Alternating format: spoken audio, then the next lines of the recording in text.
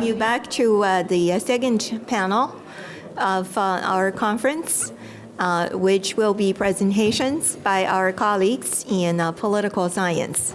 So as moderator, I will be very brief, emulating the wonderful example set by Professor Kirby this morning. Namely, I will simply introduce the paper givers, and then we'll go from there. The first paper, as mentioned, is now by Professor Hans Steinmüller, who is a research fellow from Department 2 of Socialist and Post-Socialist Eurasia at the Max Planck Institute for Social Anthropology. And I will leave it to him to introduce his title as well as paper. Each speaker will please observe 15-minute limit so as to allow plenty of time for discussion. Hans, please. Sorry. Thanks, Wen-hsin. Is there any possibility to use the PowerPoint from here, or do I have to stand up? Oh, okay.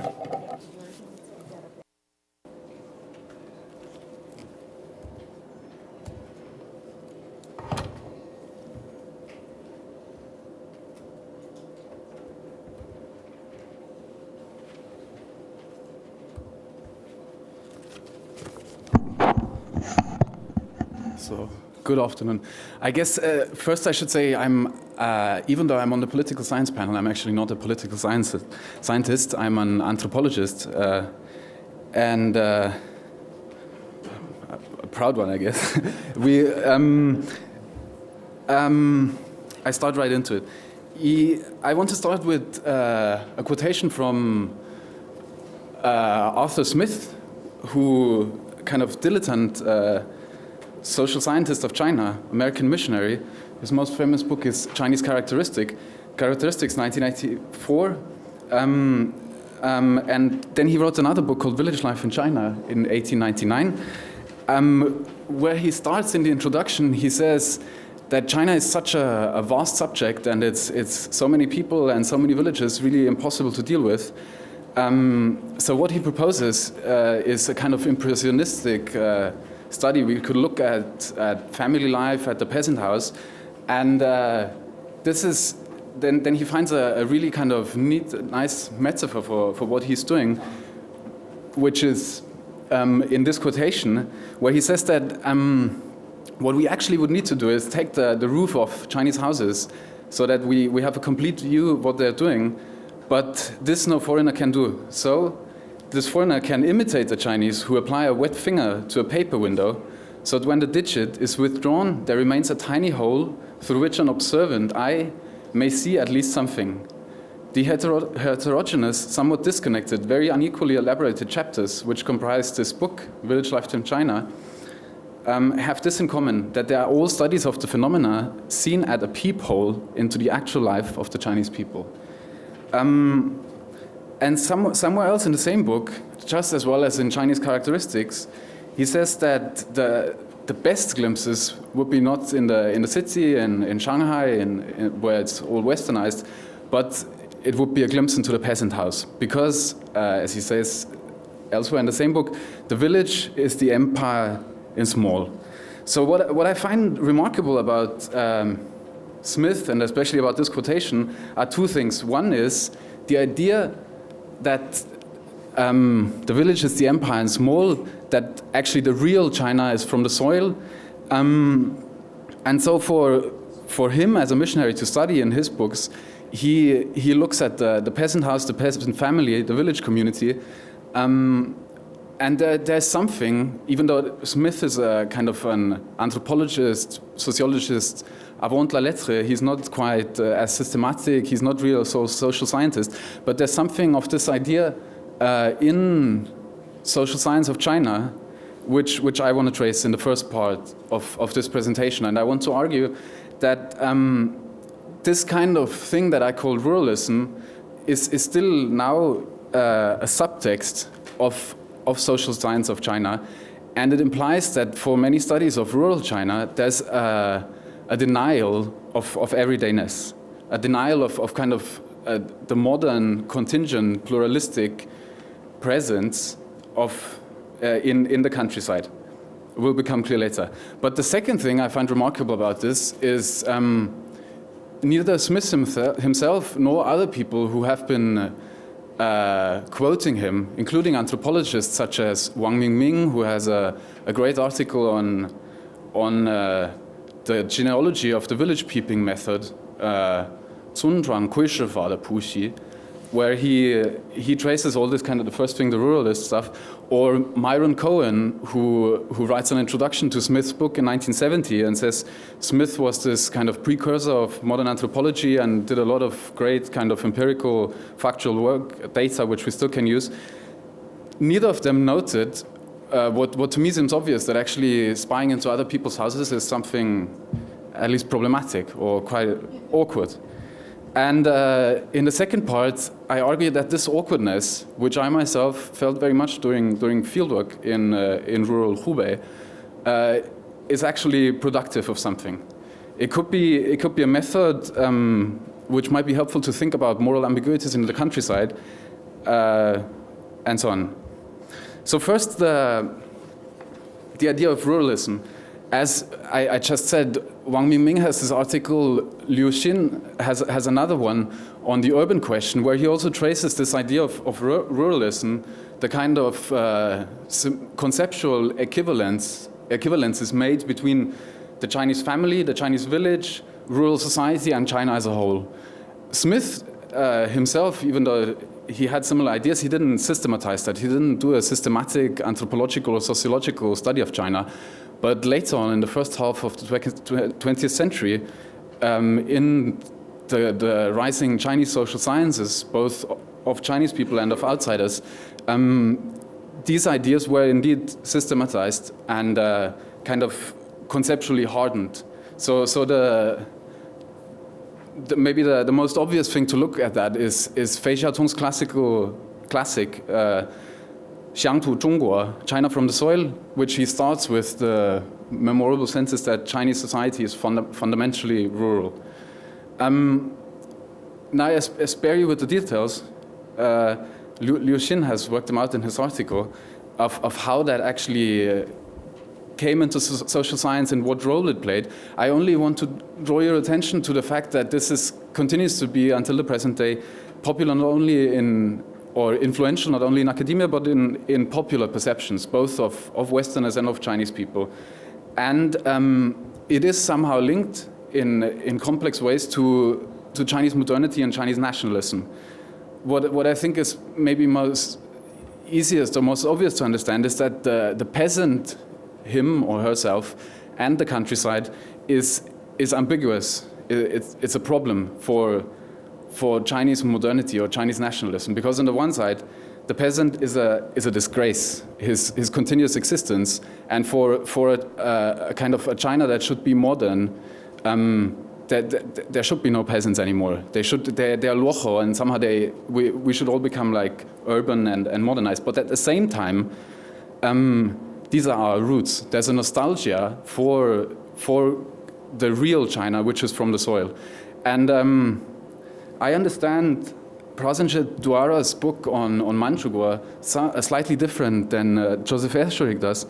I think that his main argument is that the one on authenticity is that actually authenticity is kind of the interior, the core of modernizing nationalism. So what is the outside, kind of the universalist time of nationalism? In that sense, the peasant has to be eliminated. The countryside should go away. But at the same time, because if it was completely like that, then there would be no specificity, no real kind of China. There needs to be an interior side, an authentic self, which, as Duara points out, comes out in for example, moralist Buddhist associations in Manchukuo. And I think on the large level, the countryside and the peasant is something similar. There's this ambiguity that on the one side, to the empty linear nation-state time, it's a paradox. It should go away. But on the other side, it's necessary to have a continuous sense of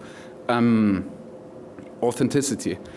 And if that is kind of a modernist framework structuring social science, then I think it comes out in manifold ways in different quarters of academia. But I think what is very common is a contrast between the countryside and the city, between Shanghai and the hinterland, between a prosaic modern everyday and a traditional poetic everyday.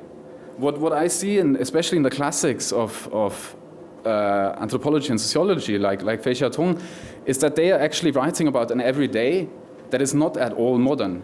In the sense of Henri Lefebvre, French Marxist who writes about the modern everyday in France in the 1950s, 60s and 70s, there is no everyday at all in the countryside. There's just a cyclical reproduction of a primordial mode of being. And what that means in the way we write about the countryside, or maybe some people do, is that we deny peasants contemporaneity or coevalness. So when Fei writes about the countryside, it's always in the ethnographic present. That's like that. But actually, it's completely obvious that this is a different time to Shanghai, or a different time to our own modern Western time we move in.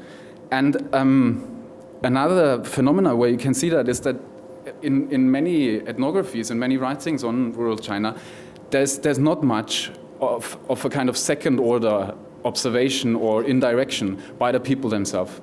So when a peasant speaks up, then generally he's concerned, he's worried, he's suffering, or he's happy, but very rarely he reflects on that in a second order way, which is the privilege of intellectuals and city people. Maybe that becomes clearer in the second part of the presentation. The main argument of my PhD thesis, which I finished last year at the London School of Economics, was that exactly this kind of modern everyday is very much present in the contemporary countryside. And there are factors like the extension of infrastructure, mobility, labor migration, commercialization, consumerism, extension of literacy, mass media, everywhere. And what I think what this produces is intensified moral ambiguities, what you should do in family, in local ritual, in local politics, and especially intensified tensions between local practices, what you continue doing, and how you represent that to the outside. So because a modernist discourse of what the countryside is, of what family, modernized representations are there everywhere, they have to be dealt with and brought together with local practice all the time. And I think one way to grasp these kind of tensions would be exactly the kind of the Peephole scene, the awkwardness of spying into something, not only of the observer, the anthropologist, but also of people themselves who have become commentators on their own culture, on their own society. So this is the place where I did fieldwork in southwestern Hubei. I call it Bashan in my work. And this scenery of the Peephole method, which Smith talked about, was also very relevant for me. It was something I always kind of came close to me when from the beginning on, on the one side I was hunting for information, but on the other side I was kind of spying into things. There was the suspicion that I might be a spy came up several times, but that's only the most obvious thing. More complicated or more subtle it was when I was trying to adapt to local discourses, when and how I could ask things and how I should behave, and especially with sensitive issues like feng shui, gambling, superstition, and corruption. So when I asked people for the first time, do you guys here do things like feng shui, or are there corrupt officials? Then people would always say, no, of course not. Of course, we don't believe in superstition. The Communist Party says it's bad, and we don't. But that's only the most obvious stuff. The longer you stay there, the longer I stayed there, it became obvious both to me and to people that actually everyone invites a feng shui xiansheng, or corruption is extremely common, people gamble and so on. And what then becomes the more prevalent kind of gesture and reaction when these issues are touched are things like embarrassment, irony, cynicism, and so on. And what they actually point towards is a shared intimate self-knowledge, which I describe using Michael Hertzfeld's concept of cultural intimacy, which is a thing that is local that is essential to local sociality, but an embarrassment to outsiders. So for example, a thing like feng shui or like local ritual, as I describe in one article which is forthcoming in American Ethnologist called Communities of Complicity. That's exactly what this reproduces then, a community of intimate local belonging. And these kind of things like embarrassment, irony, cynicism are exactly what I called before a second order observation. They're not, people don't relate directly to these things. I mean, sometimes people do. You ask, do you believe in feng shui? And then someone would say, yes, I believe in superstition or something like that. But that's actually, if someone says that, then he's extremely incapable as a social actor, or he must be saying it ironically or cynically. So that's my point. There is actually almost no one saying that I believe in superstition or we are corrupt here. And if he is saying it, then he's saying it on a second order level. And this is then what I would term reflective peephole method, in the sense that not only that we are watching into kind of a very partial aspect into banalities of ordinary life in the countryside, what I do when I write about such things as family life, gambling, feng shui, and so on. But I try to understand what the kind of cultural sensibility of relating to these things are. And for that, it's necessary to deal with this kind of awkwardness of tapping into intimate local spaces. So for this kind of reflective peephole method, it's necessary to be familiar both with the conventional representations, the outside hegemonic discourse on such things, as well as the local practice. For that, it might be also really helpful if someone was completely proficient in Standard Mandarin and in local dialect. I'm not saying that I am, but it would be much more helpful, because in this intimate local space, cuts in the same way with the official representation as does local dialect with Standard Mandarin. Yeah, and so altogether, what I think what is crucial and fascinating and interesting about this peephole method is not so much whether the partial view of Chinese society we get by spying through the cracks of peasant houses is really representative of Chinese culture or China or anything, but how these kind of representations are managed by peasants and intellectuals alike. So both Chinese intellectuals are they're concerned somehow or they say, they shrug it off. They say what you do in the countryside is completely irrelevant to the larger concerns of Chinese nationalism, of development, of whatnot. And peasants as well have an opinion. I mean, very often they just didn't understand what my point was of being there. But I think that's exactly the interesting thing then when it comes to things that are potentially embarrassing, such as superstition, feng shui, gambling, and so on. How these things are managed, the representations are managed by people. And maybe on the long run, this kind of suggestion could help us to go beyond the historicism implied in this cluster of concept I termed ruralism. That's it. Thank you.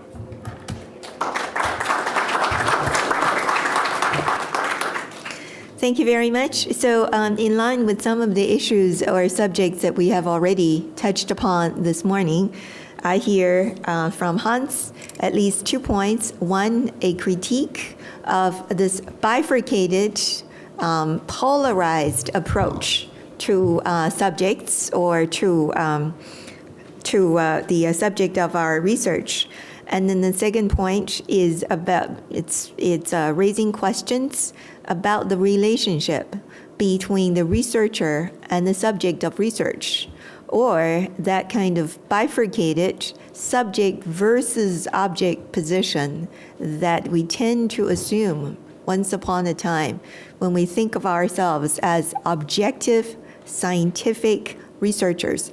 The way that he presented his issues is opening up a totally different perspective with regard to the relationship between the subjectivity of the researchers as well as that of the observations, the performers and the presenters of phenomenon on the ground. So we move on to John Kennedy, please.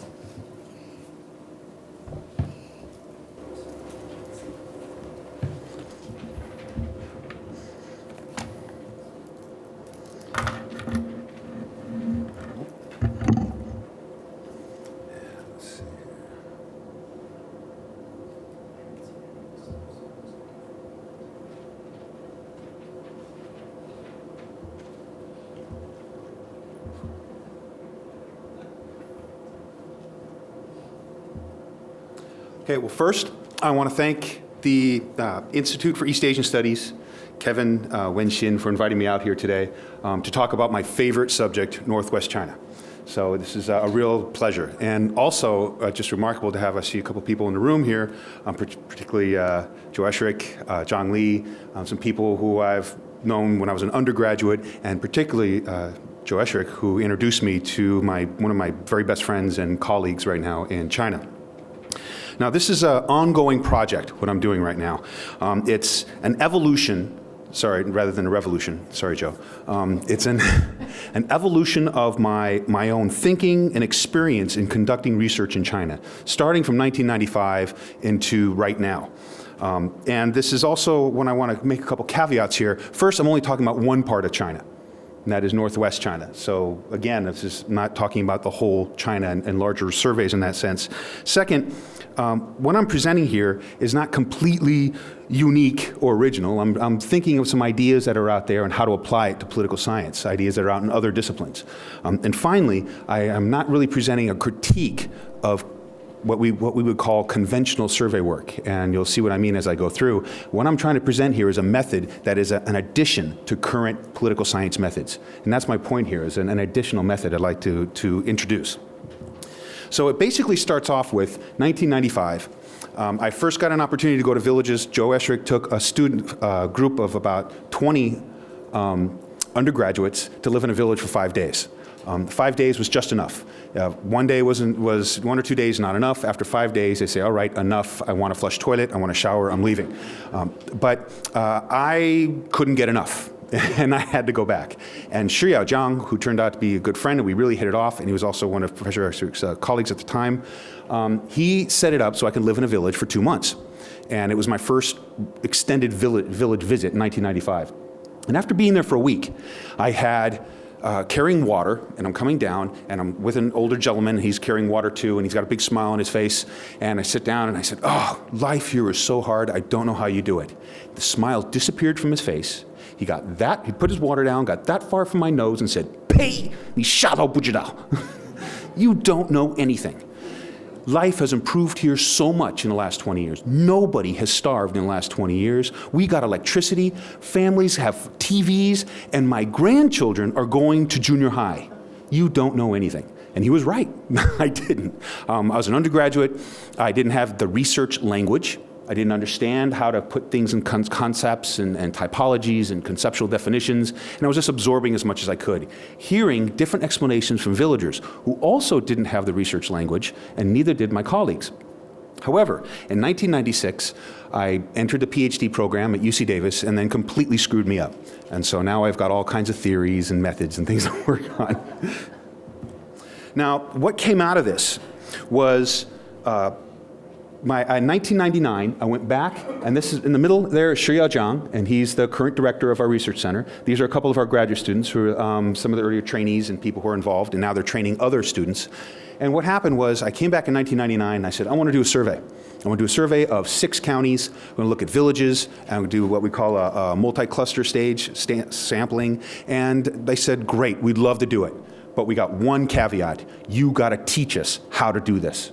Don't just come in here, do it, and leave. What they had in mind was workshops and curriculum development. Why?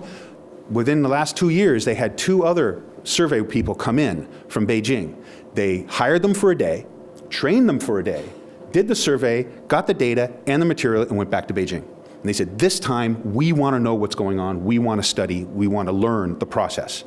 Out of this idea and this collaboration came the Northwest Socio-economic Development Research Center, the NSDRC. And the general idea is 西北人研究西北问题.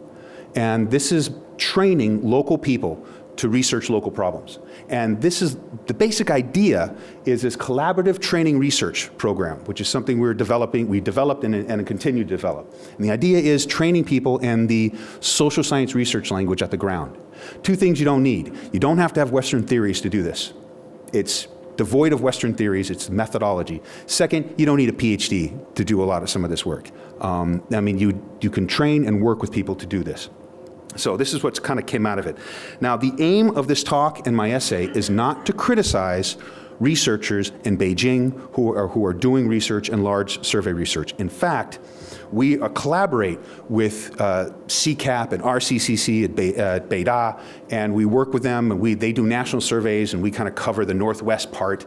So my aim here isn't to be critical at all. My aim here is to say, look at the distinction between the two, and how one type of method that we're developing could be an additional tool, and something else that we'd like to develop. Now, out of this research that we've been working with our colleagues, two things kind of came out when I started looking at knowledge and thinking about this. One is two types of knowledge: knowledge for understanding and knowledge for action. Knowledge for understanding is a conventional survey, participant observer research, both qualitative and quantitative, that we do in political science in much of our work. And that is basically top-down, researcher-controlled, to control for data quality and issues such like that. The other type is called knowledge for action, and it's called participant action research. And this has a large history from the 1970s, education, healthcare, geography, agriculture, all involved in lots of this, what we call participant action research, and it's an advocacy as well, not just for understanding. Now, what we have in the knowledge research for understanding is conventional surveys. And conventional surveys tend to have some characteristics about it. Number one, outside researcher control. And again, the research agenda, the research questions, the survey questionnaires, things kind of come from the outside. When I say outside with quotations, I mean both Chinese and American. And European. For example, many of these surveys conducted, I'm going to focus a little bit on survey here, Melanie Mannion did a great piece in 2008, China Quarterly. Mary's got a great book coming up pretty soon on talking about methodologies. And there's been a lot of survey work done and will continue to be done. And a lot of the survey work is conducted by North Americans, Western Europeans, and Western-trained Chinese who go back to Beida, Tsinghua, Fudan, and a lot of these major East Coast universities. And there's a lot of collaboration at that level. So these research methods are well developed in China, especially at Beida with Shen Mingming and some incredible work. So my point here isn't that we're introducing this to China at all. The point is much of that work, these are Western trained. And these are kind of, the idea is it's that same outside researcher. Here, research tend to be two ways: contractual or consultative. The contractual is hiring interviewers and informants. So you have interviewer-informant type of relationship here. And then the consultative is a little bit more in-depth, actually a lot more in-depth. You have in-depth interviews, semi-structured interviews, more qualitative type of work. I think Mary's paper again here is very good, talking about, she's going to be looking at more in-depth qualitative interviews instead of just normal pre-tests. I think Hans has take it one step beyond participant observer, much deeper understanding. And so here, this is kind of a very kind of important idea. And then we have this notion of reliability and representativeness. And reliability and representativeness, especially when it comes to surveys, is something that the people are hitting for. And the rapid data collection, all these important issues of survey work. Most of the problems and criticisms that come from a lot of the survey work conducted in China is sampling methods, sampling frame, non-response rates, questionnaire design, interviewer bias. This is where we see most of the criticisms. This would include looking at problems of equivalence. And again, I think Hans really did a great job talking about how that really occurs within one village. We can get problems with equivalence. And the idea of diverse meanings for a single concept. And a lot of the research and the discussions are diverse meanings of a single concept between countries. been a lot of discussion on cross-national surveys, world value surveys, the barometers. However, there's a variation within China, variations within regions, and again, as Han pointed out, even within a village, you can see variation in certain concepts. So these are some of the issues that are being addressed.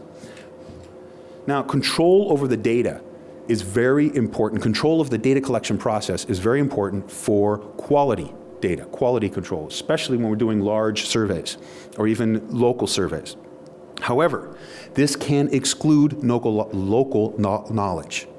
Excluding local knowledge means excluding local participation in the research design and putting together the questionnaire, and even what kind of questions are going to be asked and what's important. What are the issues you're going to address? So in order to get at that problem from conventional survey and conventional research, both qualitative and quantitative, there was participant action research was developed. It was developed in the 1970s. And again, I think this kind of gets a little bit closer to Han's work, or what he was mentioning. But this is the more kind of the larger systematic in some respects. And it's research carried out with and by local people rather than on them. With them rather than on them. And the idea here is also local knowledge and perspectives not only being acknowledged, but being a part of the research design. And that's where participant action research comes in. And one of the key points is recognizing the ability of ordinary people to participate in the generation of knowledge. Ordinary people participating in the generation of knowledge. That's one of the key aspects of participant action research. We've seen it in China. CCAP, they do large surveys, conventional surveys. They also are involved in what they call PAR, participant action research. Here is if it's not Chinese, I can't pronounce it, participatory plant breeding in China. This is a really great project that was developed by CCAP and Scott Rosell, Huan Jiquan, and they're looking at, the idea here is that farmers and researchers were in two different realities. They were having a big problem with coming up with these hybrid seeds, then going down in the villages and trying to get them to use it. What really resolved that issue was farmers learning the research language of plant breeding. That's not English, it's in Chinese, but it's learning the language, that the basic language, and then they collaborated on equal terms with the researchers, and we saw a tremendous amount of development in this area. Another is what they call participatory mapping, or PGIS. Participatory mapping is an incredible development that started in the 1980s and spread like wildfire through the geography field. And it's an incredible development. And it started out with, over 100 years, geographers would go into a developing area and they'd say, we're going to map it out. And the assumption was Western trained geographers had a much better sense of mapping and going over and mapping out the community and more accurate local maps than local people, because they had the skills and the education. After a while, geographers started showing their maps to local people and found a huge gap between what they thought they mapped out and what local people saw as the right map. To resolve this, they started teaching local residents common geographic language. It was a common research language of geography. This includes complex use of GIS software and GPS handheld devices, and that they could train local people to do and use this. Now, one point here is that local communities have already had long traditions of documenting their own local knowledge. They didn't need foreigners to tell them how to do that. What they did do is this PGIS basically provided tools to translate local knowledge into the common research language that everybody could work and communicate with on an equal level. So it was a tool to translate that local knowledge into common research language. This is a well-developed field and practice, and there's a tremendous amount of literature and work on this. My question is, if geography and agricultural sciences can incorporate participatory action research in their respective fields for action and understanding, why not political science? Why can't we add a more additional participatory component to this field, especially when we're doing surveys and this kind of work? So this is what kind of the question I'm getting at. And applying these basically is the same principles of PGIS to political science and data gathering. Now, there are limitations of ethical representativeness, and you cannot train a whole community on survey methods. So how do you get around some of these problems? Well, first, the idea here is we have some of the top-down aspects of collaborative training research of a conventional survey and participatory. So this collaborative training research is somewhere in the middle where it kind of fits. The ethical side is that you cannot have an participatory action to where you want people to help them sue governments, protest, things that are going to get them in trouble. So the same type of ideas that apply for conventional research for ethics apply for CTR. That's in general sense. It's not an advocacy, the CTR that I'm presenting here. Second, data quality and representativeness of the surveys. The one way to ensure data quality is to make sure the interviewers really have a good understanding of what's happening. In some of the larger surveys, there's a trade-off between using well-trained students from Beijing or Shanghai universities to go out into the field. But now you have this awkward situation where you have well-trained interviewers who are YD run in these interior areas doing research. Very awkward situation at the door and where they do the actual survey work. On the other hand, you have local people who aren't well trained but are local. Then you can have problems with misunderstanding and data quality. This CTR is one way of kind of dealing with that. Last, unlike PAR, CTR is basically identifying local people who are involved. We work with people that are in local NGOs, we have local women's associations, government officials, local professors, and the whole idea is getting everybody involved who have an interest and we can identify with them. And this is not just, again, doing the survey, but creating indigenous theories, using the research language to create their own explanations. And then we can kind of see how that fits. And we really know how it fits when we're speaking the same research language. And again, it's not Chinese. Our current way right now is we're expanding the center. We're going to training centers in Yan'an and Yulin, and from there into county levels. And if we can develop this as we move further into a deeper sense, instead of going out more nationally, we're trying to get a deeper sense of greater data points, greater explanations, more training of people in local areas, and we think that's going to help generate more local knowledge. And again, this is not in competition, but in addition to current conventional survey work. So local knowledge and indigenous explanations about social and political relations can be incorporated into what we call North American generation of knowledge if we all speak the same research language. Thank you.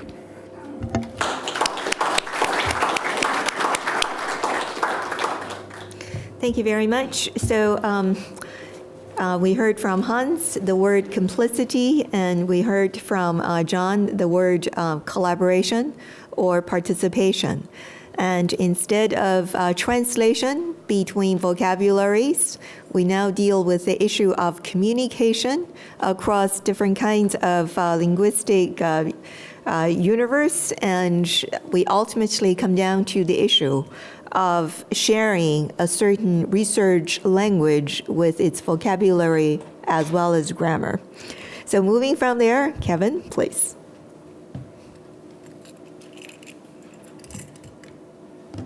Follow my colleague's example of speaking standing up. After 20 years of teaching, I don't think I can even think sitting down anymore. But I do feel naked without my slides of the countryside here. Unfortunately, I didn't bring any slides, so after these excellent ones we just saw. Now, this brief paper I'm going to be talking about today, as much as anything, is an exercise in what the Chinese call 自我批评, or self-criticism. About 7 years ago, I wrote a piece about all the advantages of grabbing the low-hanging fruit, by which I meant using findings from China to challenge theories and spur conceptual development in the social sciences. Well, that's all well and good, and I still believe this strategy is sound and useful. But a few years further down the line, I've become concerned that I'm not the only person doing this, and that some of the consequences of this approach to research have not been entirely positive, thus this paper. So what's the gist of OBrien 2.0? Let's begin with two trends in the study of Chinese politics that are so obvious, I think they hardly seem worth mentioning, making much mention of. The first is a growing disciplinary orientation, especially among younger scholars. I used to consider myself in that category. I can't quite anymore, but let's say a fair bit younger than me and on down. Though it remains as vibrant as any area study, the field of Chinese politics is being integrated into the subfields of comparative politics and international relations to an extent that we've never seen before.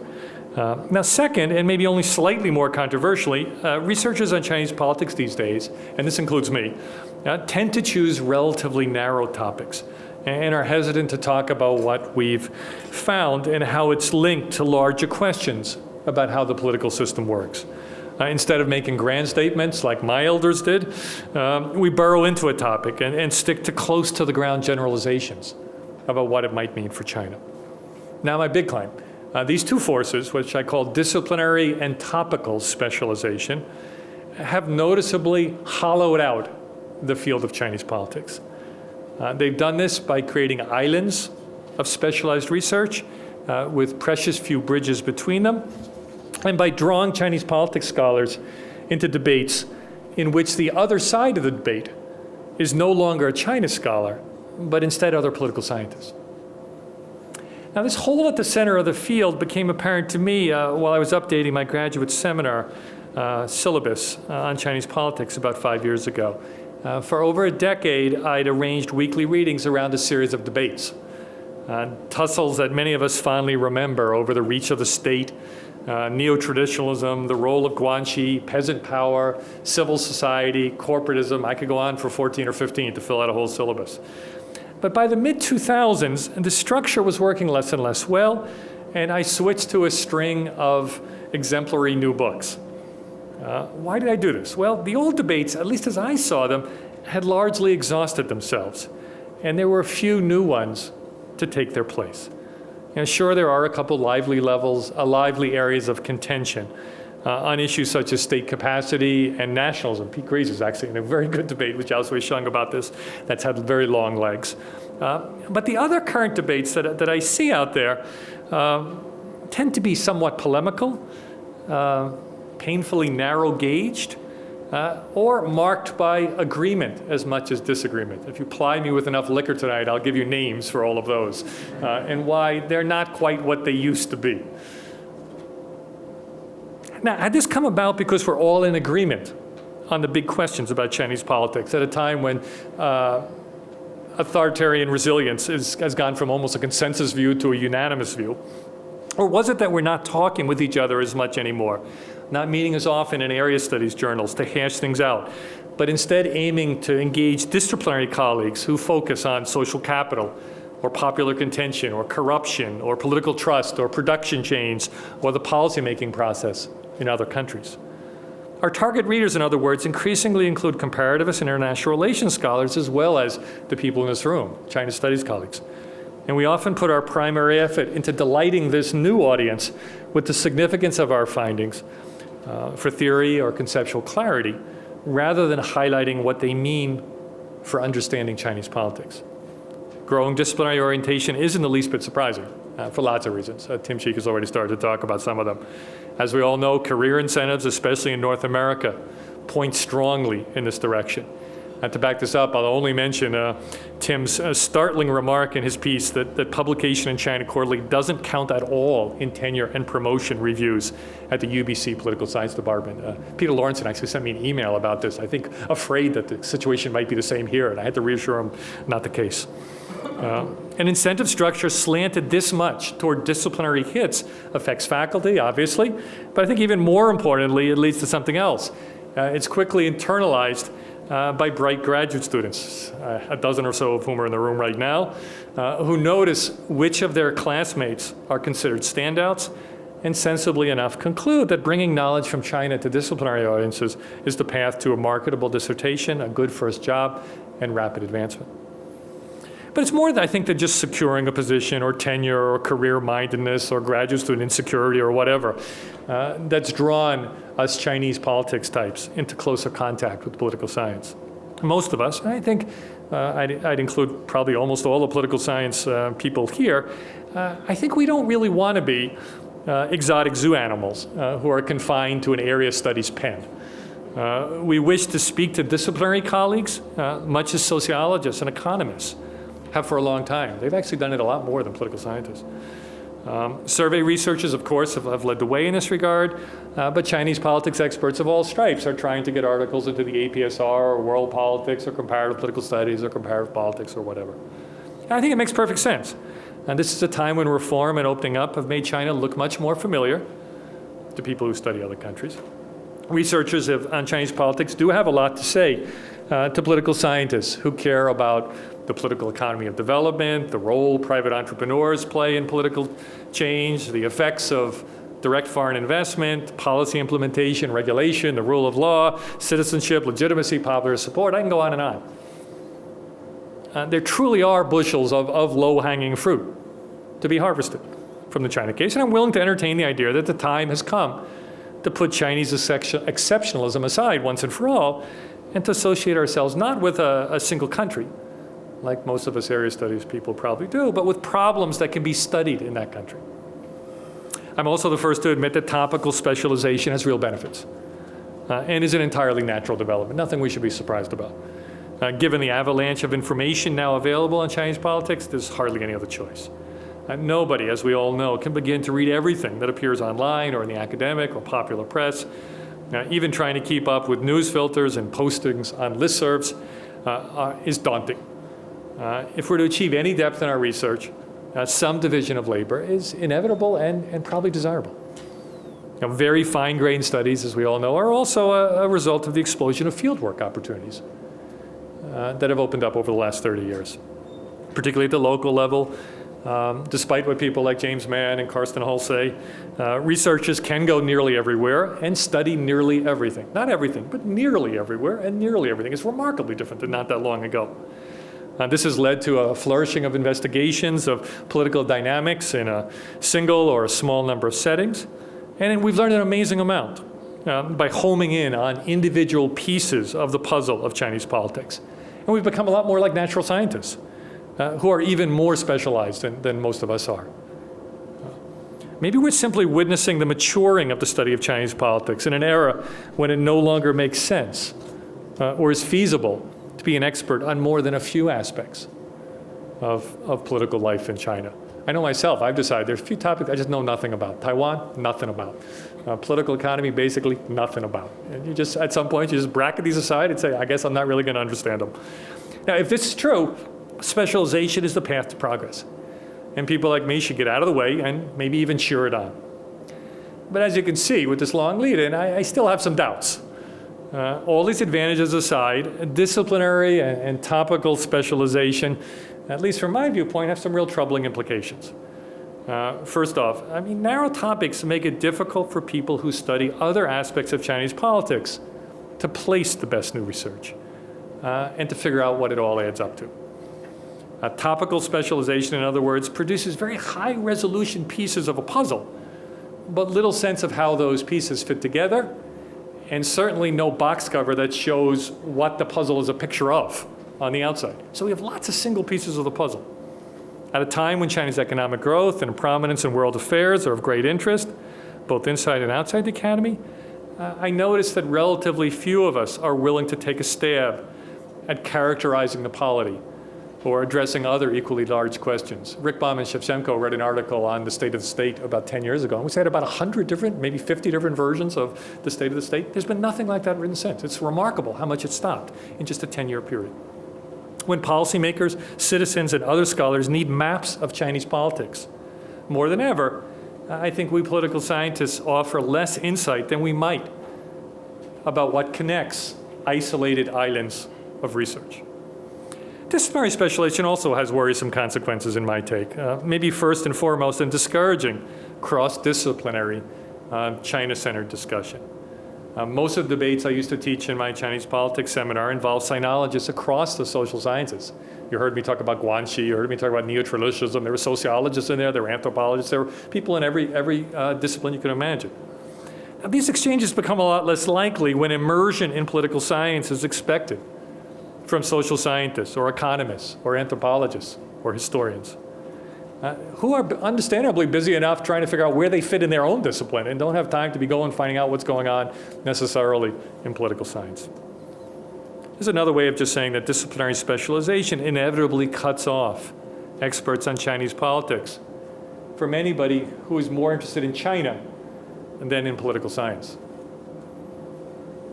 It creates new islands of research fenced off by disciplinary jargon, by parochial concerns, that interfere with interdisciplinary work and hamper efforts to develop any kind of holistic understanding of Chinese politics, economics, and society.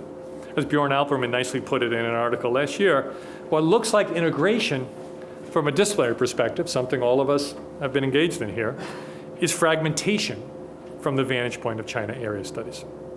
Disciplinary specialization hives us off from other scholars, other China scholars, and it also hives us off from other political scientists who work on China.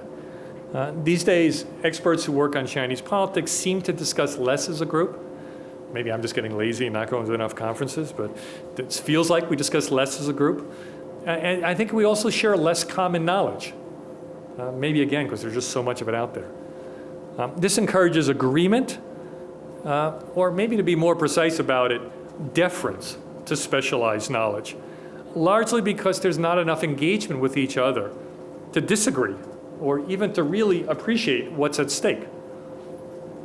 Leaning toward political science makes us less legible, Jim Scott's nice word, to other students of Chinese politics who don't follow or find great relevance in many disciplinary debates. And now these debates are often very central in political science, but that doesn't make these debates central for China. Now the old debates that structured my syllabus had China scholars on both sides. And exploring and adjudicating them touched on issues that virtually all researchers on Chinese politics agreed were important. In the new disciplinary debates, the other side, as I mentioned, is often unknown to many China scholars. And what the received wisdom in the new debate believes is patently untrue in China. None of us ever thought it. This creates a potential for theoretical and conceptual payoffs that are, to put it mildly, not overly revealing to students of Chinese politics. Findings that are slightly disappointing or obvious or of interest only to those who know little about China. Finally, disciplinary and topical specialization affect teaching. In effect, and in particular, training the next generation of researchers on Chinese politics. My current graduate seminar doesn't add up as well as I'd like. I think some of the people in the room would attest to that. It generally generates rather prosaic conclusions like China is globalizing, international actors play a growing role in domestic politics, it's a good idea to disaggregate the state. None of this is going to turn you on your ear. It's also challenging to place a title above each week's assignment, something we need to do on a syllabus, to say, what are these exemplary new books about? Why did I put 2 in 1 week? It's hard to summarize what large issues have been addressed, to explain how the readings relate to each other. Composing broad, overarching questions about China for the East Asian Politics PhD exam, which I'm just doing this next couple of weeks, has also become a real chore.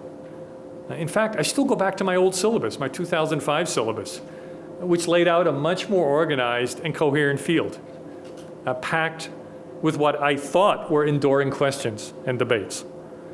Sharp grad students, like those in this room,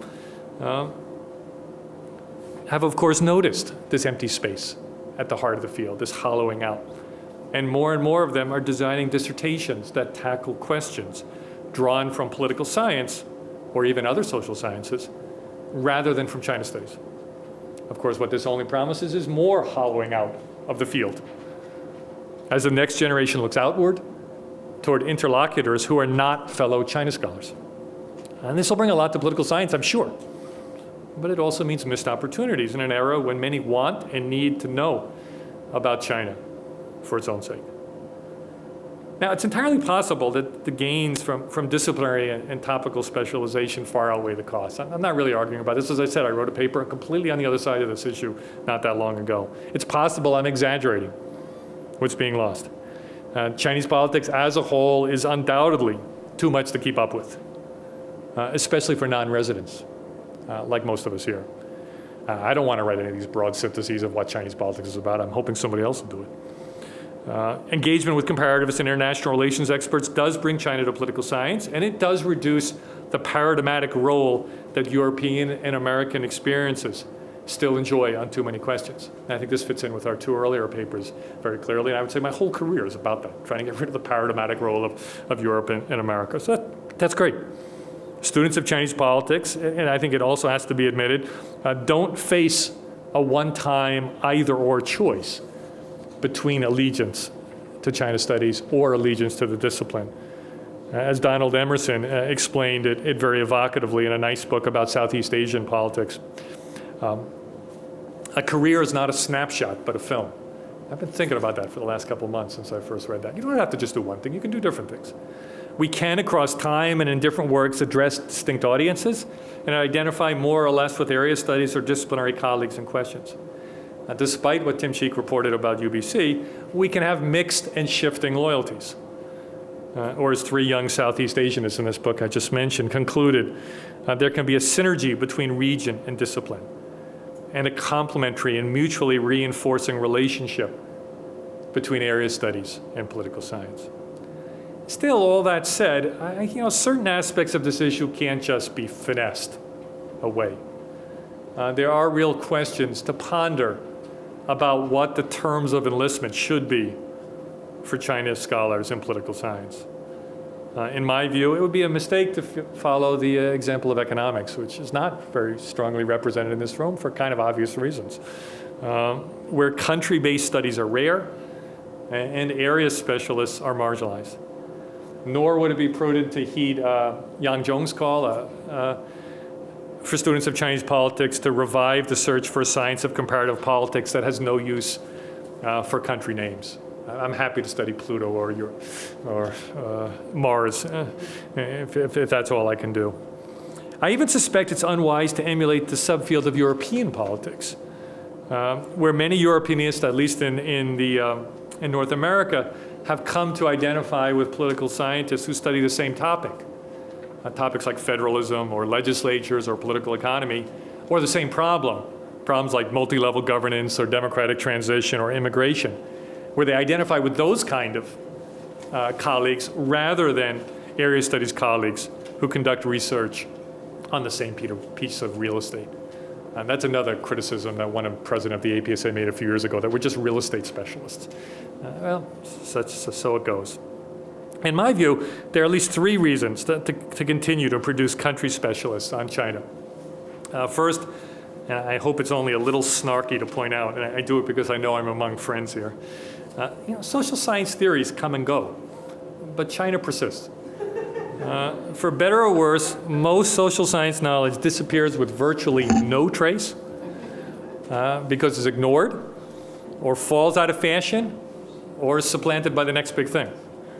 I don't think it's going on a limb to say this is less likely for China. I'll put my money on that one. Second, mainstreaming the study of Chinese politics may at times be wrong-headed or premature if it springs from a belief that China is more familiar than it is. I would put Liz Perry's critique of a lot of the current work in this category. Using theories and concepts from political science to interpret protest, like I do, or voting behavior, like some other people do in this room, or elections, or bureaucracy, or anything else, may place findings from China in a Procrustean bed that slices off what's most interesting and leaves a rather dull middle section left over. A third, and I'll close here, we should never forget, as Jeremy Barmay is going to remind us tomorrow when he tells us what his university is going to do with all this new loot. Interest in Chinese politics is high. A large and growing demand for informed, broad-gauged, country-based analysis exists, both inside and outside the classroom. And if we scholars don't address this need and instead limit ourselves to ever more focused studies and intramural disciplinary debates, others will certainly step into the breach and fill the gap that we leave behind us. Okay, thank you.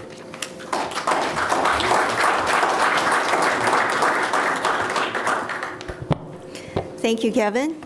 So allow me to simply make an observation before opening the floor to questions. Namely, across the panel, we hear three presentations about the way that social scientists engage in research work these days. From the first two papers, we are left firmly with the impression that complicity, collaboration, communication, these are the leading words or the more important words in terms of methodological approach when researchers spend time in Chinese countryside or it doesn't really have to be countryside, anywhere in China, working with the subjects of their research. And then meanwhile, coming from the other end of the spectrum, we learned from Professor OBrien that within the academia, in places where we used to expect a community of scholars, such community appears to be disappearing, if not having already disappeared. And he's not quite sure about how to offer a diagnosis other than to say that perhaps on the country question with regard to this nation called China, that too much consensus has already been reached, or so much broad consensus has already been reached that it doesn't even give enough room for our colleagues in political science to mount debates among themselves. Or that even if somebody attempts to mount a debate, it's not quite clear who the fellow debaters are going to be or who these participants are likely going to be. And then at the same time, this, of course, is happening when there is a broad range of interest out there with the general public on the question of China. In other words, there is a market, there is a demand, there is an audience for broad synthetic knowledge about China, especially Chinese politics. So my one question, of course, to our panelists is what then might be the connections between these two sets of phenomenon that is being presented here, namely within the profession in which knowledge concerning China is being produced in a professionalized or in a certified manner, we see signs of isolation, of islands of communication, or of islands of non-communication, while at the same time, institutions invest efforts, researchers invest efforts into building connections with Chinese subjects, with Chinese people, in Chinese countryside, in Chinese cities, and wanting to become a part of that conversation, which tends to be taking place either in Chinese or in a technical language that the Chinese will have to learn. Come what may, it's certainly not about conducting conversations in English with local subjects or fellow researchers while there. So my question to all three of you, in a way, is what might be the connections between these two sets of phenomenon that you have just shared with us?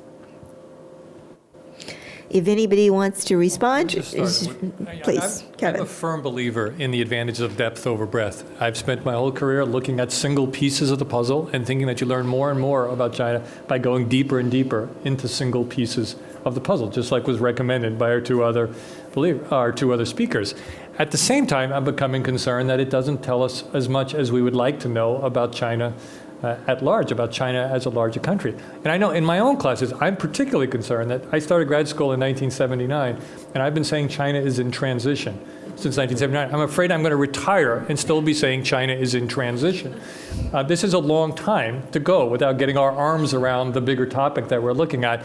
So though I think it's a salutary influence for all of us to be working at individual pieces like our other speakers and like I spend all my time doing, I'm just making an argument about the consequences of a lot of us making this essentially the same decision, such that it becomes very, very hard to understand about larger questions that people outside our discipline and even outside. There's a big debate going on intellectual property protection in China now. Two books that disagree with each other. And I don't even know what to do with that debate inside political science.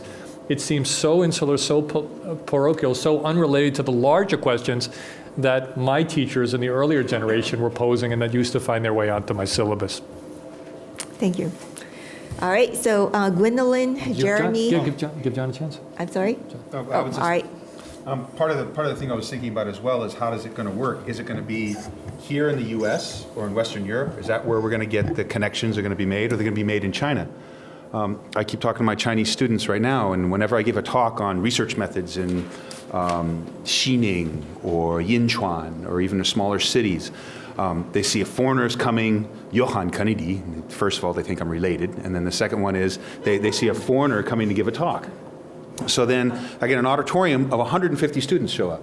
Then I say, I'm only speaking in Chinese, and we're only going to talk about research methods and doing research in this area. Half the audience leaves. And more than half, because they thought, it's a 机会有听力.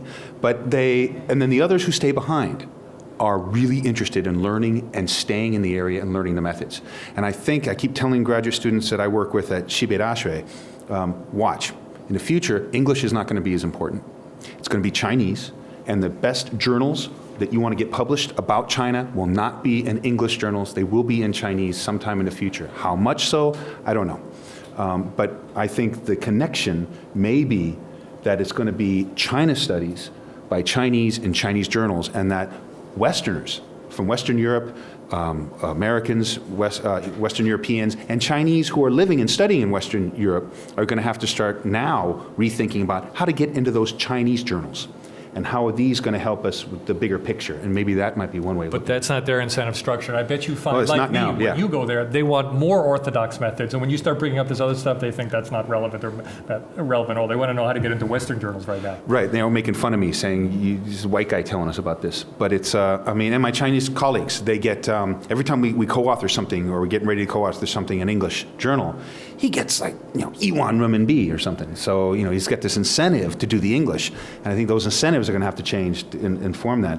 But every time that does happen, I'm really encouraging to throw his name on there because I get a big dinner when I go back. But it's the incentive structure. All right, wait. So Hans, please. No, wait a second. Just 1 second. Allow Hans to respond, and then we'll call on you. I mean, basically, I don't have the answer either. But what especially what John just said now, what I always found remarkable in the countryside is how all these discourses of modernity, of socialism, social science kind of discourse is terribly present amongst peasants as well. And I don't get that feeling so much of reading a lot of social science literature that this is the case. So I mean, your work is kind of related to that, and that's, for me, that was kind of a major surprise, and I've tried to make that somewhat fruitful kind of in my research. I don't know exactly how it would relate to the fragmentation Kevin was speaking about. Thank you. All right, so please identify yourself for the sake of our future audience reviewing the videotapes, please. Good afternoon. My name is Gwendolyn Stewart. I have a question for all of you, one of which just got changed. In the first place, Hans Steinmüller and John Kennedy were talking about A, peasants, and B, farmers. Are they talking about the same people? And I was going to ask Professor O'Brien, when you went back and looked at your syllabus of 5 years ago, did it still seem to you the questions were basically all finding the same answer? Were they platitudinous in effect or so obvious? And finally, Professor Kennedy just gave me a good opening to say, haven't you forgotten the elephant in the room if everything's going to be in Chinese?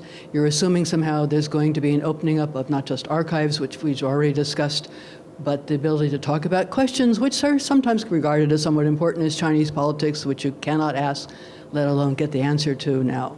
And thank you very much, all of you. Let's collect a couple of questions before responding. Jeremy, please. Jeremy Barmate, just Kevin, you've raised many important questions, as has John, in this context. Dealing with Chinese, mainland Chinese-based intellectuals, don't you find that there are so many who do try to think entirely in a 360-degree holistic fashion? In fact, sometimes too many people who endlessly want to have the ultimate answer, but at least provide these incredibly nuanced and complex views of China, not only as a subject for nuanced local study, but also within a global context. There's more and more Chinese scholars and academics who do this, the Kangliang version of Chinese intellectual pursuit. And while we are becoming more specialized, and in China there's greater professionalization within the various fields we work in, there are also these holistic thinkers who are so often ignored, or think tanks that work in an integrative fashion. How do you see your engagement with those types of people? Can you speak to them? Can one speak to these people who always want to talk about everything at once? Please. Jean-Philippe Béja. Well, I was very interested, of course, by what Kevin said. One of the questions I would ask is, isn't the problem with political sciences? Isn't the fact that political sciences are less and less about politics and about the political and more about techniques and issues of governance rather than politics? Do we continue? I mean, it's true that all you said about specialization has been a real problem for the last years. But I think your work has shown that you can go out of specialization to ask the big questions about it. And as you said, there is now a big demand for this kind of big answers. And if we political scientists don't provide, we don't provide answers, but don't provide debate about the nature of the regime, other people will do it. Consultants, risk analysts, journalists, and things like that. And I just wanted to, because Jeremy took it out of my mouth, but when you talk to Chinese intellectual specialists, they're only, I've been talking a lot to sociologists or to people like Yu Jianrong who work on resistance and all that. The only question they have in mind is, 中国想何处去? Whither China? The question old Leon Trotsky used to ask in the old days. So I'm wondering if the problem is not us rather than... Thank you. We'll respond to this set of questions before opening up for the next set. So panelists, please. Anyone? Kevin? Well, I agree. The problem is with us, and I think it is with political science. It's not really a critique of area studies. It's a critique of people who are trying to fit into a world that is so disciplinary. I could give you an example of my work and a lot of people. I do a whole class on collective action now in China. There's an enormous literature on protest in China. And Jean-Philippe does this kind of work as well. He's familiar with it. But the challenge is, what does this work about protest have to do with China to people who aren't interested in protest? And for a good example would this be, I think there is a theory of the state in all this work on protest. At the end of a semester, I just finished teaching, I think you can intuit out an understanding of the state, but none of us are explicit about what the state means. C.K. Lee is actually the best, and she's a sociologist. All the political scientists, if you put it all together, you could come up with an understanding of the state, but it's done indirectly, intuiting out after reading it all the time. It doesn't motivate the analysis. It's not front row and center. So for other people who I think should care about the state, if they're political scientists, that they would benefit from. If they have to go through all this work of reading this whole semester's worth of work and then figure out what this tells them about something they care about China, that's too much work for them. So I think we people who have worked on protest, as much as we've tried to reach the political science, I don't know if we've reached to other China scholars who work on political economy or who work on marketization or globalization and explain to them why they need to hear what we have to say. I think both of your points about Chinese, of course they are, and this reminds me what an American positivist, behavioral kind of political scientist I am, because when I start reading about ultra stability and all of these kind of things, I have no idea what to do with these macro theories that Yu Jianrong and other Chinese scholars come up with. But I think the implication of what you're saying is there's something we could learn from these Chinese scholars, and they certainly do not have this problem. When we go there, we want them to be more empirical, go to the field, talk to people, stop pontificating, and I'm essentially saying we're not doing enough of that here, and it's striking that that's not their problem by any means. Those great points. I'll hit each one. First, the rural and urban. My point is, I think it's both for what I'm proposing, and it's both rural and urban. And what's really interesting here is peasants and farmers. Are peasants and farmers the same people? Oh, peasants. Oh, I don't. Well, I think people who choose to use the word peasant is fine. I use the word farmers, and I basically farmers and villagers, because villagers aren't necessarily farmers. I know the word peasant has been in the vocabulary for a long time, but I see that as, I think it was traditionally people who lived outside the city walls of France, landless, and People like Charles Bedford who argue that we're putting a whole worldview into calling either peasants or farmers. I either call them, I call them villagers mostly. In my work, I say villagers. And that kind of nips that in the bud. Do you want to get at that real quick? Well, I mean, I think what is interesting, I use peasant, but I use the notion of peasant, but I'm conscious that it's problematic, and I think that's actually quite interesting. I mean, where the nomin is a modernist notion which was introduced to China together with lots of other things with this kind of modernist discourse 100 years ago. So, and And it's very, what I think is really interesting is that peasants themselves use this notion as well. And they're at least to some extent, conscious about the implications of this notion. Just one, I forgot to respond to your question too. In these debates that are going on, you can find occasional articles about corporatism, civil society, whatever. They're just not as central as they were a long time ago. And I don't think they're finding out anything all that new. So they're just not as vital as they were before. So you're largely finding the same answer, and they haven't been replaced by debates that deal with the issues of the last 10 or 15 years in equally creative ways. And that's what's troubling me. I can't have two people in the same week busy spitting at each other, saying the other person is completely wrong about everything, and generate really exciting discussion like I was doing 10 or 15 years ago. Right, so we take, I'm sorry. I was going to finish up the other thing is the political sensitivity in Chinese journals. Yes, of course there is, and that's something that I do understand is at this moment. Things do change. My Chinese colleagues we get stuff published as long as the first paragraph is 三个代表是好，and 就是跟三个代表有关系. Because everything, you start off with some of that. But the journals, I mean, there are some really good journals coming up in China right now, in Chinese, good, solid social science journals. And also, I mean, even newspapers. I mean, look at Nangfang Zhoumo, and you have things that nobody would have thought of 10 years ago. And I think when I look at China now, I can't assume the Chinese political system is going to be the same now as it is 5 years from now, 10 years from now. And it might even be more, I'm a cockeyed optimist. I think it's going to be a little bit more open, not continually transition, never the democracy that we might envision in an average American, but definitely different. In Singapore, I know people who work there, and they say in Singapore you can talk about anything except Singapore. We have several other questions in line, and we have about 20 minutes left. All right, so there are questions. Did you have a question? Did you have a question? Okay, where is the microphone? Okay, please. And please identify yourself first. Hi, I'm Mark Dallas. And I was wondering if a macro narrative of China is possible. I mean, and I kind of am opposing Kevin's paper, and you seem to be implying that, you know, we need more macro narrative, national level narrative, and Hans's with sort of the peephole idea. And I'm not sure if it's because scholars are too afraid now to present a macro narrative.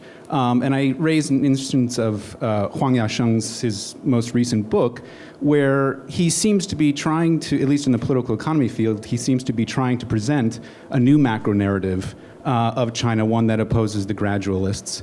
And what's interesting, and Kevin, with regards to your comment that you feel like there's a consensus that's been built up. I mean, it's interesting in his book, he scratches slightly below the surface of the TVEs, something that other people already had done, and yet he finds something completely new, something that should have been discovered a long time ago. So perhaps, you know, even a topic that is so well researched as the TVEs, scratching slightly below the surface, he found something brand new. So potentially it's just that scholars are afraid to present a macro narrative. I'm in favor of it. I'm just curious, comments on whether a macro narrative of China at the national level over time is possible, and why don't we get much of it, if that's in fact one of your claims that should be going on.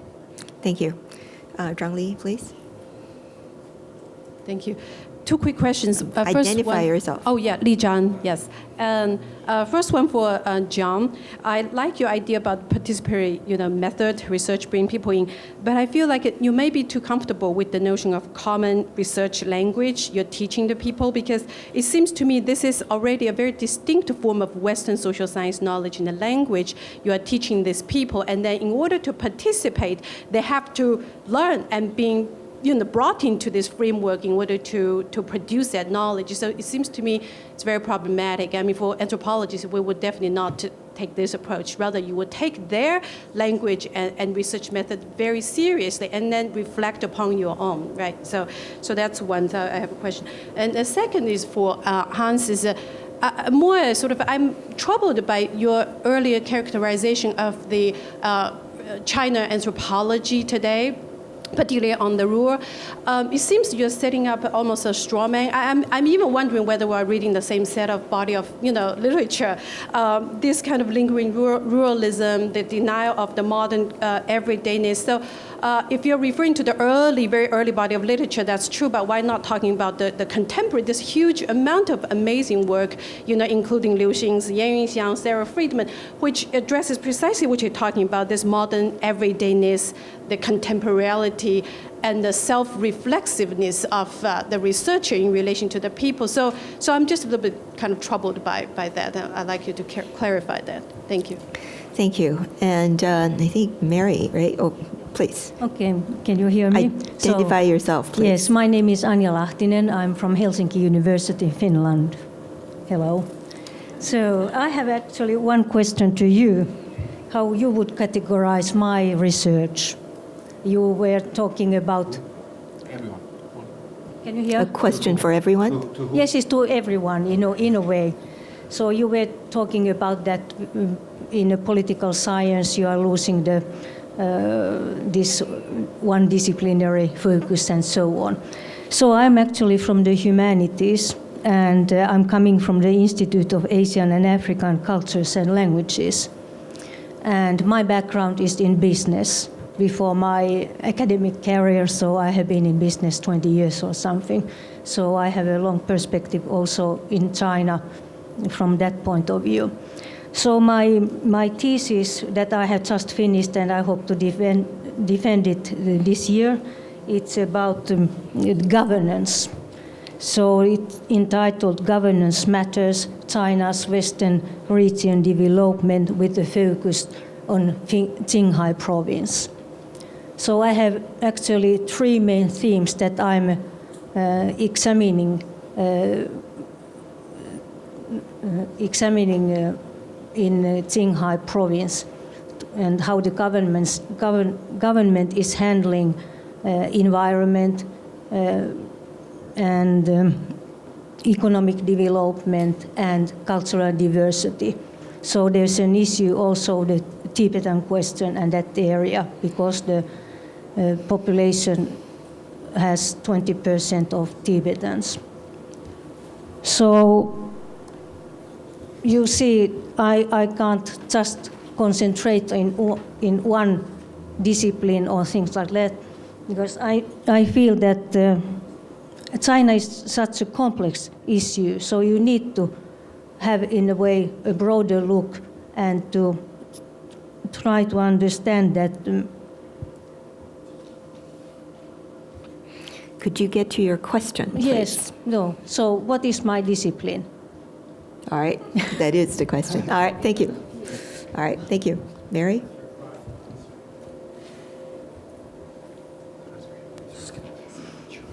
Yeah, I'm Mary Gallagher. I have a question, or I guess just a comment about the topic that Kevin wrote in his paper about specialization. And I guess I agree, but I also agree with all of the things that you qualified your argument with, that maybe this is sort of a necessary shift in the field.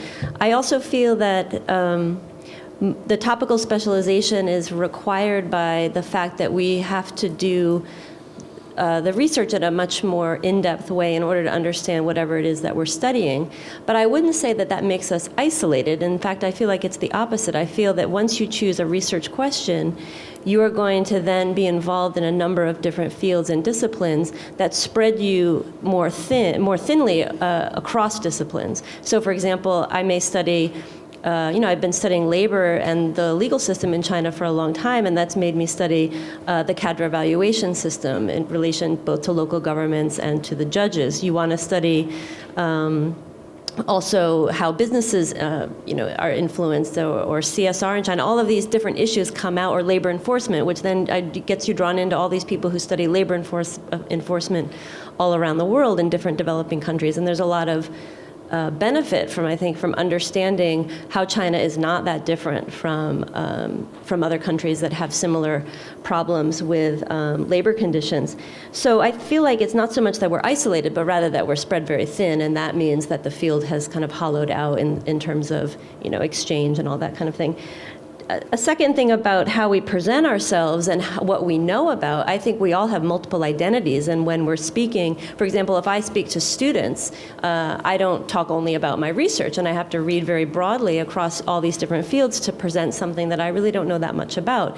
When I do talks to the public, which you're asked more and more to do, which I usually try to say yes, I feel like I am really, in trouble, given that I get questions about things that I don't know very much about, like China's energy policy or China's behavior in Africa or things like that.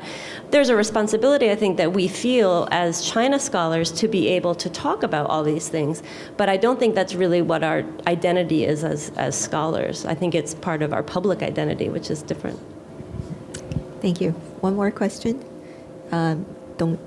Joe, please. Maybe I could sort of follow up on a question to John, which, a very interesting paper and a wonderfully inspiring approach. But there are two problems, and I just wonder how you handle them. One, how do you see that your local collaborators don't essentially use you for their own purposes? You talk about this being knowledge for action, and presumably they have agendas of their own. And I just, wonder how you, guarantee the degree of scholarly impartiality, let us say, of the project. And the second, more of a sort of informational question. Can you give us some examples of cases where you sort of went in initially with questions which were the wrong questions, but the local people knew essentially what the right question was, and it really was the right question because it conformed to the local situation. I can see, above all, again and again, the way we come with various forms of externalities to a local situation, which really are appropriate, and in fact, they know where the issues are and where the bodies are buried or something. And any examples you can give there would be very helpful. Thank you. So, Hans, how about if you start digging? Let's take these questions. I start with Chang Li's question. I think definitely my ruralism thing, that's a straw man, completely. And I've tried to avoid it, speaking about kind of living people, but I think it's present in some of recent anthropology.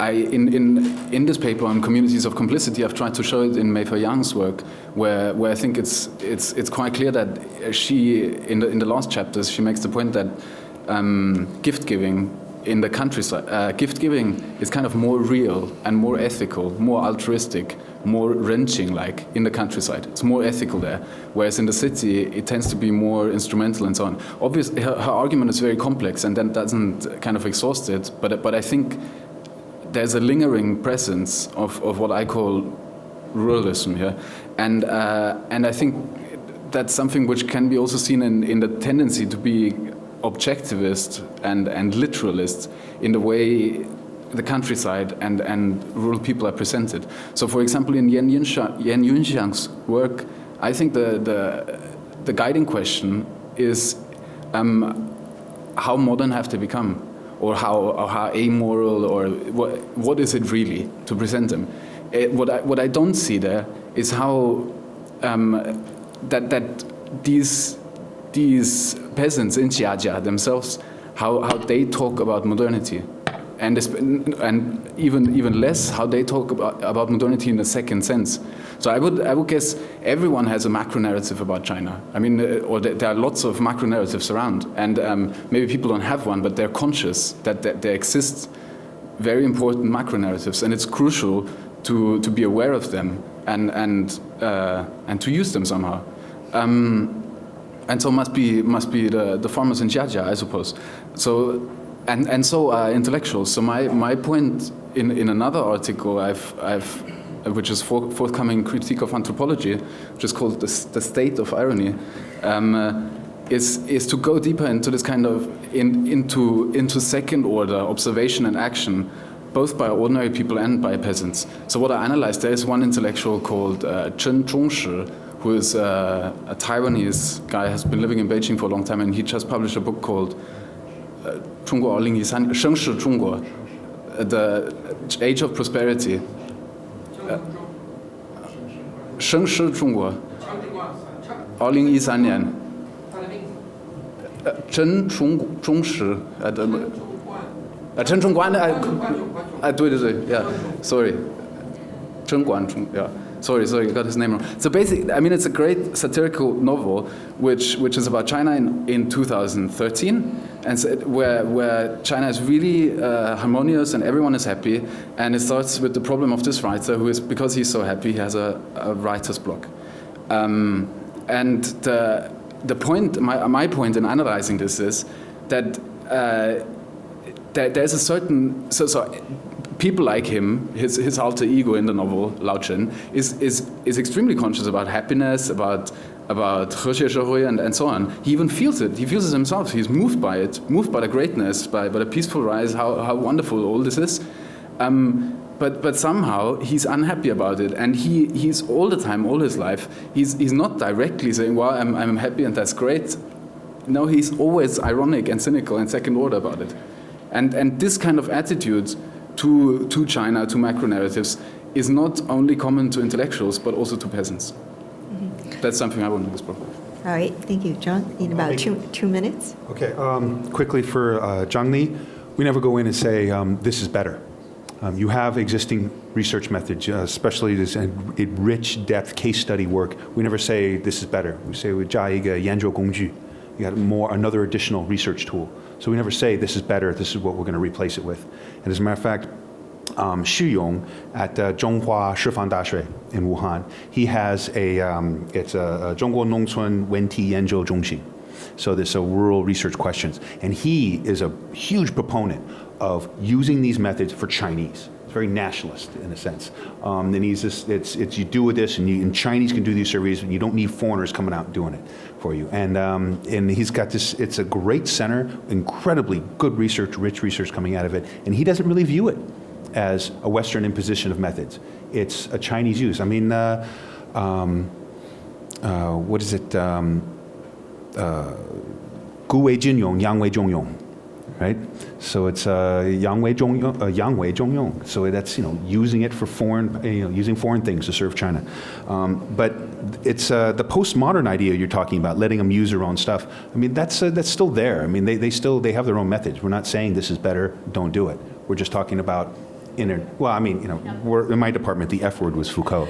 So as getting at Joe. Talking to Joe is local collaborators using their own agenda.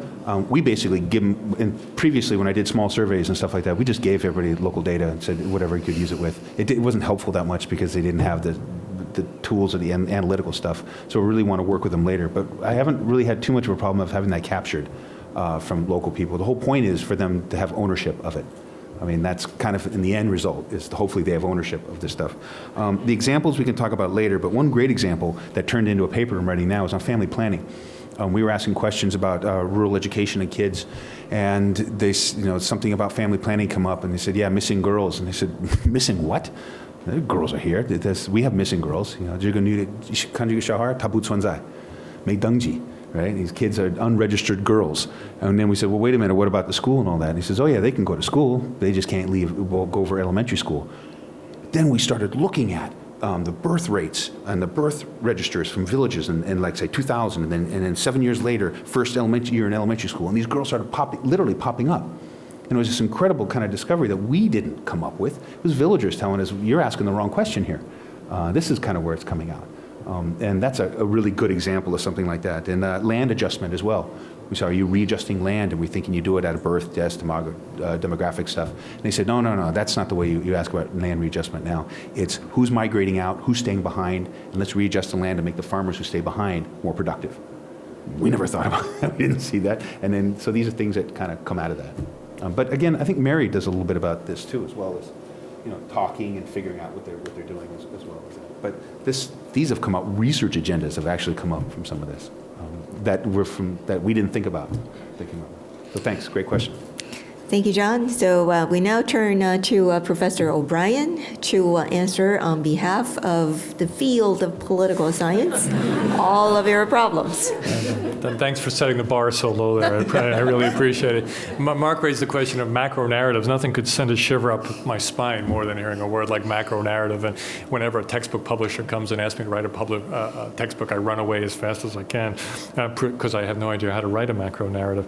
But what I'm looking for is an arc that I can teach. And I don't feel like I have an arc I can teach about the reform era very well, and at least on an issue like the state. It seems like political scientists, this is kind of our line of work. We should have a take on the Chinese state, and it's striking that 10 years ago there were too many takes on the Chinese state, and now there are very, very few. I agree that people like Huang Yasheng is somebody who, in a sense, is giving you a narrative. It's giving you a sense, based on very down-in-the-dirt kind of research of what's going on. It's a new interpretation that even people, civilians outside of his little wing of Chinese politics, can appreciate. I think your work, Mark, I'll give Mark a plug, is one of our students here. He's rethinking marketization in the 1980s in a way that I think will be quite accessible to other Chinese politics scholars who might have a hard time making sense out of it. What bothers me is the current macro narratives that are out there. I find to be relatively polemical and teleological, and as Mary was mentioning at lunch, mostly about regime change. So we have people who have done macro narratives with books with titles like China's Democratic Future, or another book about China's perpetual authoritarianism and stagnation, that I think we all agree everything in that book is correct. It's just they've taken exactly one side of it and given us nothing on the other side. And these two books can sit next to each other. They happen to be great to teach because they are so polemical. They're like lawyers' briefs is what they are. They are brief for one case. And so I'm not supporting them on grounds of scholarship. It's just striking when I go on to all of the other down-in-the-dirt research, I don't find that much that is that helpful. So I'm just really calling for a little more ambition. Now, I'll point to Jean-Philippe. He did an article in Journal of Democracy last year that to somebody like me who studies protest was a very nice, 10 pages, 8-page long summary of what's happened with the democracy movement in the 20 years since 1989. I think it's an accomplishment, and it's an accomplishment for somebody who's in the protest field to still be able to be informed by an 8-page article on what's happened over 10 years. And it's partly because so few of us are doing pieces that are at that level of synthesis. On Mary's topic about topical specialization, I think it's actually very interesting that it doesn't isolate. To think about whether topical specialization does it. And what she's suggesting to me is maybe the what is to be done part of it. Maybe her argument would essentially come down to, sure, there are little islands of research, but those islands of research have tentacles, now I'm mixing metaphors, that reach out to other islands that allow you to cluster research.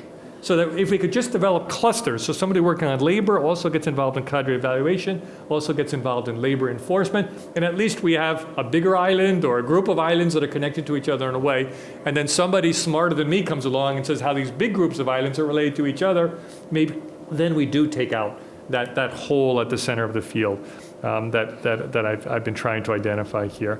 And your point about speaking to the public, I think it's true. I would like to be able to give better talks to the public about something other than my narrow area of research, which they have every reason to be moderately interested in at best. And I think that speaks to a lack of a synthesis out there, lack of good textbooks out there, lack of an arc about what's happened in this reform era, lack of good review essays. I think review essays have largely disappeared. I'm waiting for the next generation to tell me what I need to know about regulatory state, and I haven't heard it. I've been waiting 10 years to hear about it. All right, thank you very much. We have come to the end of our allotted time for this session. So on behalf of all the panelists, we thank you for your attention, and shall we respond with a round of applause. We'll now take a 15-minute break, and Professor Liu Xin will be the moderator of the next session. Thank you.